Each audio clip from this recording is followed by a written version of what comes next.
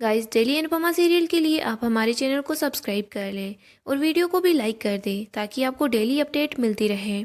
दोस्तों, आने वाला एपिसोड बहुत ही ज़्यादा धमाकेदार होने वाला है। हम देखते हैं अनुपमा अपने घर में आरती करती है। तभी वो बाहर की साइड शोर शराबा सुनती है। वो देखती है कि राघव ज़मीन पर गिरा हुआ है और मोहल्ले के कुछ लोग राघव पर अटैक कर रहे हैं। वो सब लोग मिलकर राघव की खूब पिटाई करते हैं। यहाँ पर ऐसा होता है कि राघव एक बच्चे की जान बचाता है, लेकिन मोहल्ले वालों को ऐसा लगता है कि राघव उस बच्चे को किडनैप करने वाला था। तो सभी लोग एक जगह इकट्ठे हो जाते हैं और राघव को उसके घर से बाहर निकाल देते हैं। फिर राघव पर हमला करते हैं और राघव की पिटाई करते हैं। राघव उन लोगों से बचते बचते भाग रहा होता है तो कृष्ण कुंज के सामने आकर गिरता है। यहाँ पर अनुपमा राघव की हेल्प करती है।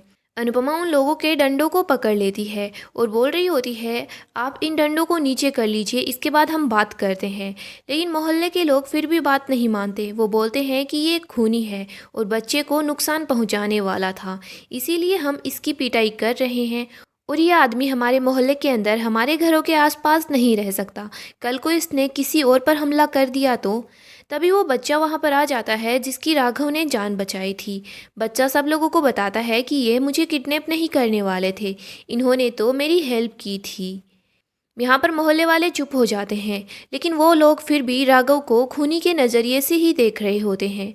अनुपमा सब लोगों को समझाती है और बोलती है, हो सकता है कि इन्होंने कोई खून किया ही नहीं होगा, इन्हें बेवजह ही किसी ने फंसाया होगा। और वैसे भी इन्हें सज़ा सिर्फ 14 साल की मिली थी, लेकिन ये जेल के अंदर 20 साल की सज़ा काट कर आए हैं। अनुपमा सब मोहल्ले वालों को चुप करा देती है और वहाँ से भेज देती है। इधर हम देखते हैं बात शुरू हो जाती है। बा बोलती है, अनुपमा तुझे ऐसे ही किसी भी इंसान की हेल्प नहीं करनी चाहिए, वैसे भी तू इसको जानती ही कितना है। अनुपमा बताती है कि मैं इन्हें बहुत अच्छे से जानती हूँ। राही का पैर वायर पर लगने वाला था, तब वहीं पर ये राघव थे जिन्होंने मेरी बेटी राही की जान बचाई। उस दिन राघव नहीं होते तो आज राही हमारे बीच नहीं होती। हम देखते हैं बा फिर भी बोलती है, लेकिन तुझे इसकी हेल्प नहीं करनी चाहिए, अब इसे अपने घर जाने दे। अनुपमा बोलती है, बा आपको राघव की हालत नज़र नहीं आ रही, इनको कितनी ज़्यादा चोट लगी हुई है, इन्हें हमारे घर में ही रहने देते हैं। लेकिन बा बोलती है, नहीं, ये हमारे घर में नहीं रह सकता। हम देखते हैं राघव भी बोलता है, अनुपमा जी आपको ये तकलीफ़ करने की ज़रूरत नहीं है, मैं अपने घर चला जाऊँगा। राघव वहाँ से जाने लगता है तो उसे चक्कर आ जाते हैं और वो फर्श पर गिर जाता है।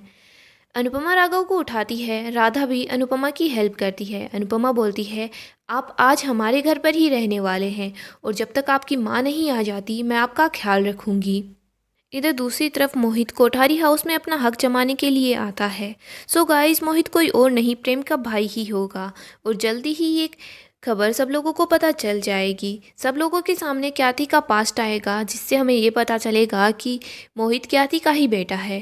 गाइस, अपडेट के लिए चैनल को सब्सक्राइब करें और अपने दोस्तों के साथ भी शेयर करें ताकि वो भी सीरियल का आनंद उठा सकें।